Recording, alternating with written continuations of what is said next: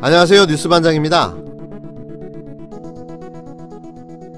글쎄요, 나는 그것을 이해를 못하겠어요. 제가 사개특위 검경 소위 위원입니다. 거기에서 충분하게 논의를 했거든요. 논의를 하면서 아무런 이유가 없었어요. 느닷없이 조국 장관 물러가고 나니까 바로 다음날 공수처 안 된다. 그러니까 저도 어안이 벙벙하고 왜 그러는지를 모르겠어요. 저는 안 된다고 주장할 수 있습니다. 주장할 수 있으면 국회로 들어와서 지금부터 논의하면 되는 거예요. 그럴 생각은 없는 것 같고 패스트트랙 자체 통과가 이루어지지 않도록 하라는 게 일단 입장인 것 같은데. 그러니까 뭐든지 반대하고 개혁을 발목을 잡으면은 국민들이 용납하겠냐 이거죠. TBS 김어준의 뉴스공장에 출연한 정치구단 박지원 의원이 한 말입니다.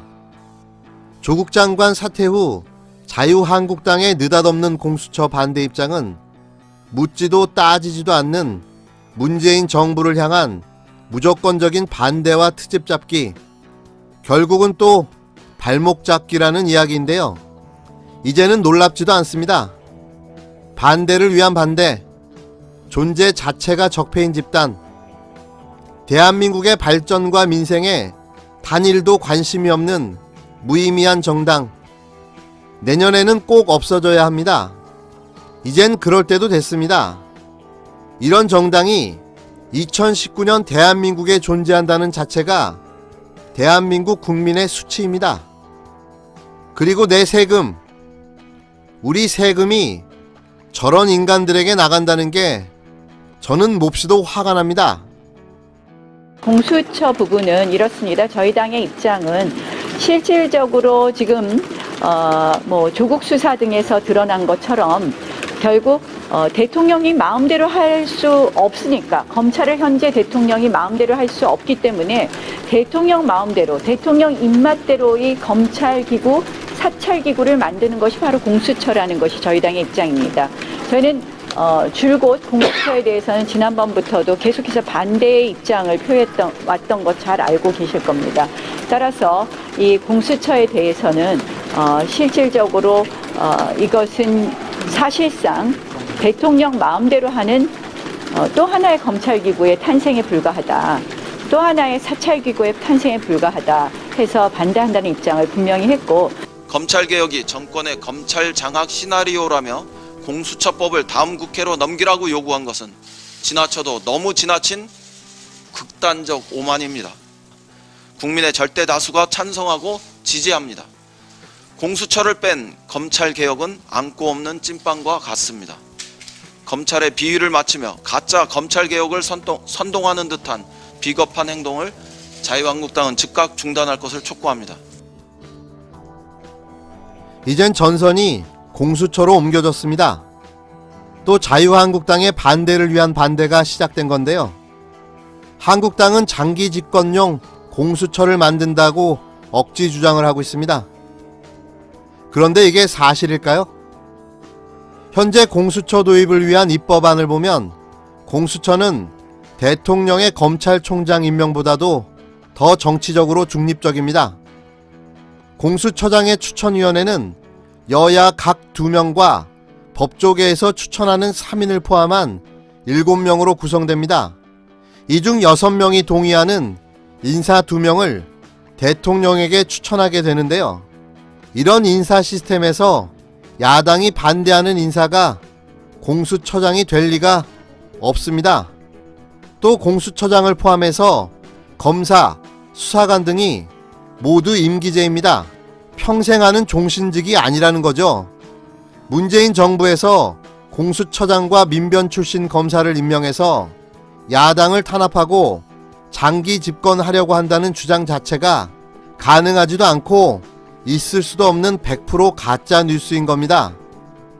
게다가 국회의원 등 고위 공직자에 대해서는 공수처가 수사권만 갖고 있고 기소권은 검찰에게 있습니다.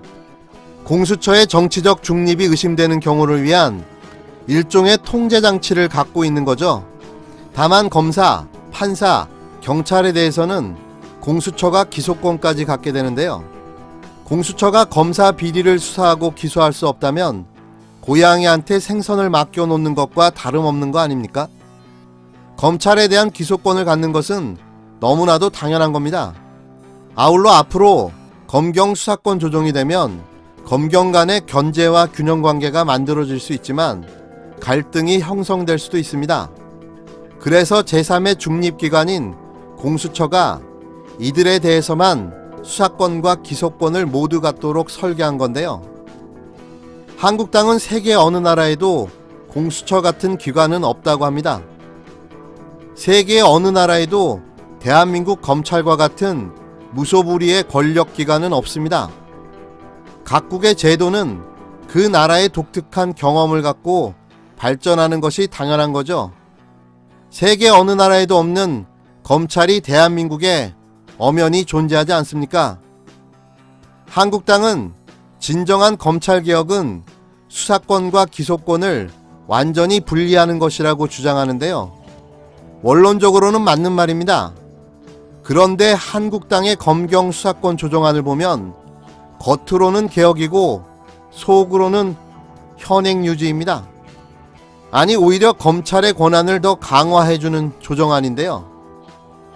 검사와 경찰이 동시에 수사하는 경우, 검사에게 고발장이 접수된 경우 등 8가지 예외 조항을 두어서 언제든 검찰이 직접 수사를 할 수 있도록 되어 있는 겁니다. 결국 검찰개혁과 공수처 설립을 반대하기 위한 억지 논리인 셈인 거죠. 한마디로 문재인 정부 발목 잡기 핑계가 조국에서 공수처로 바뀐 것 뿐인 겁니다. 이들의 억지 주장은 더 들어볼 것도 없습니다. 그렇다면 더불어민주당 금태섭 의원은 왜 공수처를 반대하는 걸까요? 이건 제 뇌피셜입니다. 그냥 합리적인 의심, 믿거나 말거나쯤으로 들으셔도 무방할 듯 합니다. 저의 정치적 상상력이니까요. 우선 안철수의 복귀가 다가오고 있다는 예감이 팍 듭니다. 뭐 이 이야기는 굳이 논리를 전제로 이야기할 성격의 문제는 아니어서 패스하겠습니다. 그냥 느낌이 쉐해한 거죠. 안철수의 컴백이 느껴진다는 것쯤으로 넘어가겠습니다. 두 번째, 금태섭 의원은 검찰 출신입니다. 팔이 안으로 굽지 밖으로 굽혀질 리가 없다는 거죠. 이분은 더불어민주당에서 유일하게 조국 장관 임명을 반대했던 분입니다. 검찰의 이익을 대변하는 존재감을 뿜어왔던 인사인 거죠. 이분 입장은 검찰의 입장과 동일하다고 보시면 이해가 빠를 듯합니다. 세 번째, 탈당의 핑계를 만들고 있다는 의심이 강하게 듭니다. 피해자 코스프레를 위한 전략, 당론과 반대되는 입장을 주장하면서 마치 소수의 목소리를 대변하는 것처럼 보이지만 이는 탈당을 위한 수순이 아닌가 하는 의심을 지울 수가 없는데요. 그냥 이대로 탈당하면 철새, 배신자, 변절자라로 비춰지지만 자신의 소신을 주장하다가 그 소신을 위해 탈당했다는 명분을 얻기 위한 밑작업으로 이해하면 맞을 것 같습니다. 이건 뭐 순전히 저의 개인적인 주장입니다. 어찌됐건 공수처법은 꼭 통과되어야 하는 법이고, 이게 통과가 안 된다면 권력에 대한 감시와 통제, 더 나아가 고위공직자들이 저지른 범죄조차도 제대로 처벌할 수 없기 때문인데요. 조국 장관이 사퇴한 후 문재인 대통령이 직접 나섰습니다. 어쩌면 가장 빠르고 현명한 방법일 듯합니다. 그 누구보다 검찰개혁을 오랫동안 고민해왔고 어떻게 해야 하는지 가장 잘 아시는 분이죠. 오히려 잘 됐습니다. 겸직을 하셔도 좋을 듯한데요. 물론 법무부 장관 월급은 드릴 수가 없습니다. 역시 제 생각은 대통령 잘 뽑았다입니다. 이래서 선거가 중요한 겁니다. 2020년 총선 고민 많이 하셔야 될 것 같습니다.